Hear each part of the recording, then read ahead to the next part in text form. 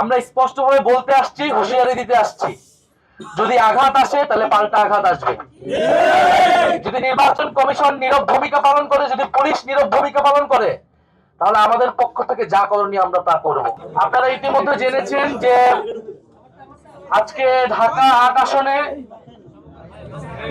ঐক্যবদ্ধ বাংলাদেশ মনোনীত প্রার্থী 11 দলের প্রার্থী জনাব নাসিরউদ্দিন পাটোয়ারির উপর হাবিবুল্লাহ বাহার কলেজে সেখানে একটি অনুষ্ঠানে তিনি আমন্ত্রিত ছিলেন। সেখানে সেই অনুষ্ঠানে যাওয়ার পরে তাকে সেখানে বাধা দেওয়া হয় এবং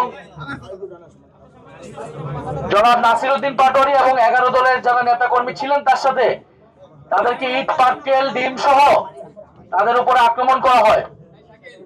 আপনারা এর আগে জেনেছেন যে গতকাল ঢাকা 18 আসনে ঐক্যবদ্ধ বাংলাদেশ মনোনীত প্রার্থী জনাব আরিফুল ইসলাম আদিব তার এবং তার সাথে যারা 11 দলের কর্মীরা ছিলেন, নেতাকর্মীরা ছিলেন, তাদের উপরে হামলা করে বিএনপি নেতাকর্মীরা। আজকে ঢাকা ৮ আসনেও একই চিত্র।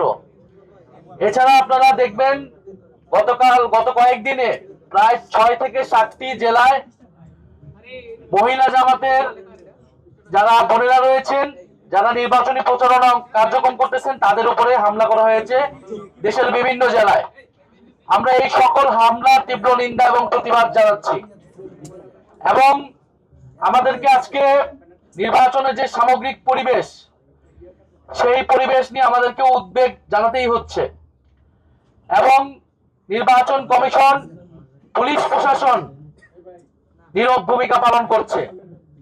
একটি দল, একটি জোটকে তারা বিশেষ সুবিধা দিচ্ছে, তার আচরণ বিধি ভেঙে তাদের ইচ্ছা মতো তারা প্রচারণা করতেছে। অন্যদিকে আমাদের যারা ঐক্যবদ্ধ বাংলাদেশের জোটের যারা প্রার্থী রয়েছে, নেতাকর্মী রয়েছে, তাদেরকে বিভিন্ন জায়গায় টার্গেট করা হচ্ছে, আক্রমণ করা হচ্ছে।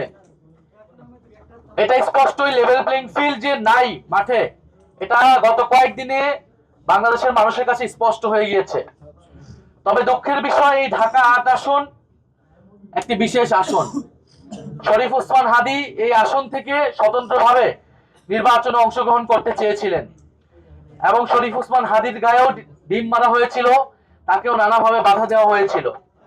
অনেক বাধার কথা তিনি মিডিয়ার সম্মুখে আনেনও নাই এবং অবশেষে তাকে শাহাদাত বরণ করতে হয়েছিল এই ৮ আসনে।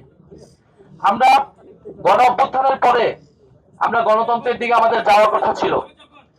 আমরা একটি সুষ্ঠু নির্বাচনের পরিবেশ থাকবে, সেখানে সুষ্ঠু এবং নিরপেক্ষভাবে নির্বাচন অনুষ্ঠিত হবে, এটি আমাদের প্রত্যাশা ছিল। কিন্তু আজকে আমরা দেখতে পাচ্ছি এনসিপির তরুণ প্রার্থীদেরকে টার্গেট করা হচ্ছে, হামলা করা হচ্ছে। আমাদের বোনেদের, মায়েদের যারা আমাদের নির্বাচনের পক্ষে কাজ করে যাচ্ছে, তাদেরকে টার্গেট করা হচ্ছে।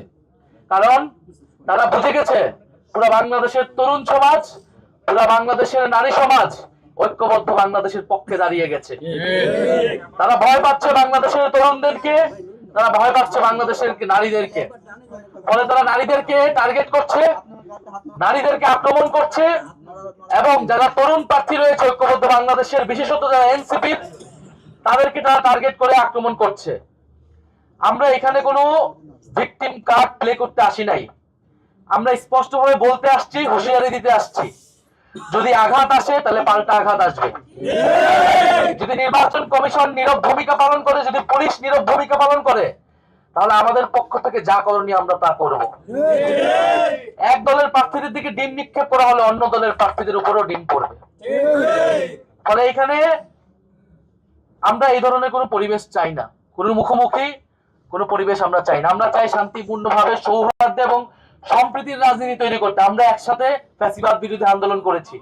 আজকে হয়তো আমরা নির্বাচন করতেছি দুইটা পক্ষ হয়ে, কিন্তু এর মানে এই না যে আওয়ামী লীগের কায়দায় তারা নির্বাচনে তাদের প্রতিদ্বন্দ্বীকে তারা অপদস্থ করবে, হেনস্থা করবে, নির্বাচনে বাধা তৈরি করবে। এবং এই সকল কিছু একটা পরিকল্পনার অংশ।